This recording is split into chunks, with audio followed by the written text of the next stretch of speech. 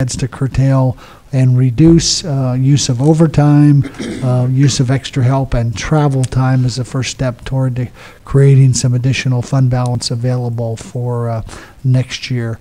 We have identified those as areas that particularly we're going to be taking a look at next year when we look at departments' requests. Those of you that have been around a long time know the issues of election signage, but we're starting to get calls in our office about signs going up in the right-of-ways. I will be issuing directions to DOT to make sure that those signs that are not in compliance are removed. I think we have a bunch of new people to the process here, and signs are appearing in locations that are not appropriate, and I've asked DOT to monitor that situation. And then finally, I'd like to stop it. When you're a candidate and you file your papers, you also, you, the candidate, or a person within your campaign, signs a form over here at the Elections Department that says that you're personally responsible for the location and those signs. So, and that phone number is on file at the Elections Department. So if DOT just calls the Elections Department, you know, the name of the person you contact is obviously on the sign. So you just find out who the responsible party, which it may or may not be the candidate. Sure. Probably in most cases not the candidate. And then have them, and they're responsible both financially and legally to go take care of that immediately, remove that sign. So I don't think it's a function of our DOT to run around taking down those signs. That person needs to be, that's why that form, and you actually have to put up I think it's a deposit to do that, to make sure it happens. So that's a function that the Elections Department can take care of. You don't have to put up you used to, I think they made you put up $100 or something. But anyways. No, I think that's an excellent suggestion. Just call it, and they have the number on file, and they got to go out immediately and remove the sign. I'll get those numbers from Sue, and then I'll forward those on to DOT. Because I don't think the DOT needs to be running around taking down signs. It's responsible of the candidate. It is also difficult sometimes for us to tell if it truly is in the right of way because of property lines. So your suggestion would probably bring that issue to a head. But yeah, we just wanted to mention it to everyone so we get it out there in the public airways.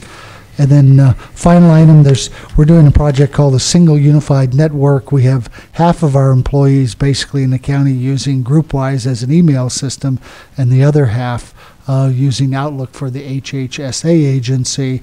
So in discussions between all the parties, I've tasked the 2 individuals from HSA and 2 individuals from GSA to form a committee to evaluate what is the email that we should standardize on in the county. They'll be making a presentation to Carmel and Kristen and myself, and then you'll be hearing more about this as we do some cost-benefit analysis. But we do have multiple systems going right now in the county, and the last time I looked, we all got a paycheck from the same place, so really would like to have us on the same network. So available for questions. Thank you, Mr. CEO. County Council report. I just wanted to clarify that the board also gave council direction to pursue an intervention in the Green Wave project as well this morning. I didn't add that on to my statement this morning. Okay. Thank you. Appointments. I think we have a lot of paperwork here, and there's one name submitted. What's the action of the board? Move the recommended appointment For Laura Walter for staff recommendation. PCCY Child Abuse Prevention Commission. Second. It's been moved and seconded for Laura Welter. All those in favor signify by saying aye. Aye. All those opposed? Okay. And I believe we're down to supervisors and reports. Supervisor Delbar, I think, had his pen up first. Thank you, Mr. Chairman. In regard to the CEO's comments relative to the increased levels of Lake Mendocino, Mr. Stanford, our general manager of the water agency, was on that call, and the call generated more questions than they had answers. And as to if there is water available that's available as a supply, municipal supply is a question, then first question that's unanswered. Second question is, if so, to whom would that water belong, is another unanswered question. So he was on the call. And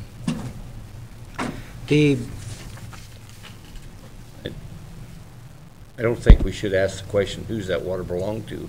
I think we just say it's ours. I think that's where we ought to start out from. That was the message that we were trying to relay.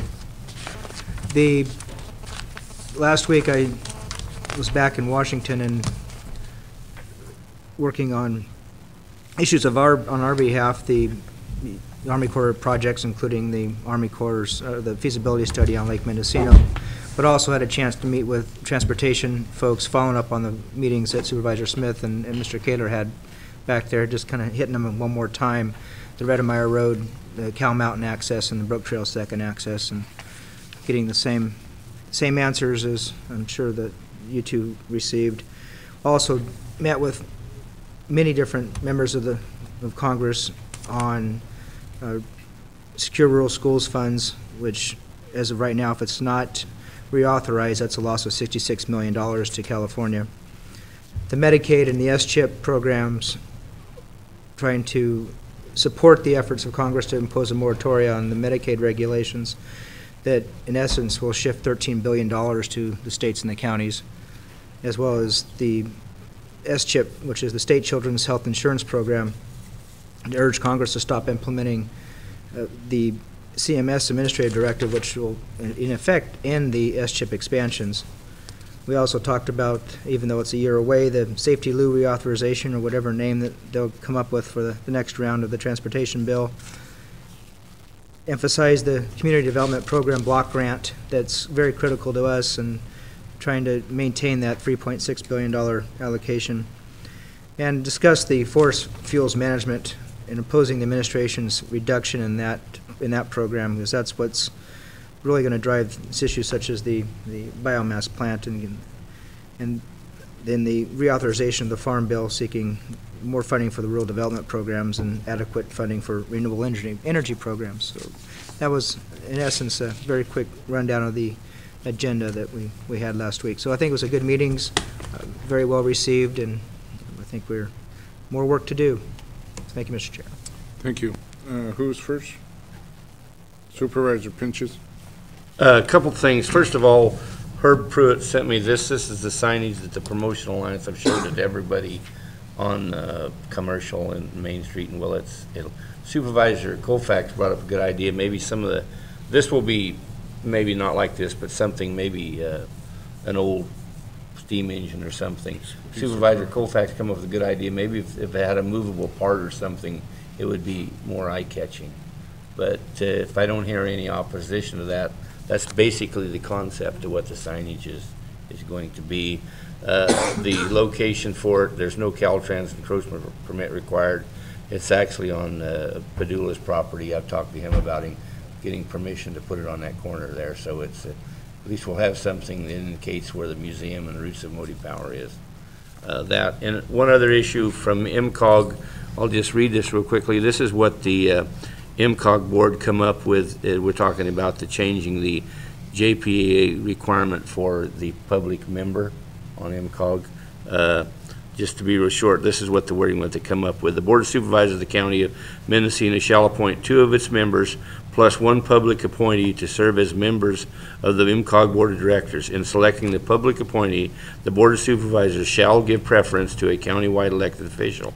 If a countywide elected official does not apply for the position, then the Board of Supervisors may appoint any registered voter of Mendocino County who has an interest in regional transportation issues. So that's what I brought this back for, is if that's agreeable to this board, that's what we'll proceed with. And I would just add that we spent more time than you can imagine we should have spent on that. We're